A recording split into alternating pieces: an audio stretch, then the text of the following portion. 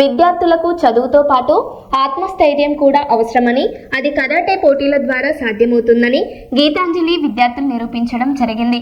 ఆత్మస్థైర్యంతో ఎలాంటి ఆపదలనైనా ఎదుర్కొనే శక్తి వస్తుందని Geethanjali group of schools chairman doctor Vemulapalli Subbarao గారు తెలియజేయడం జరిగింది.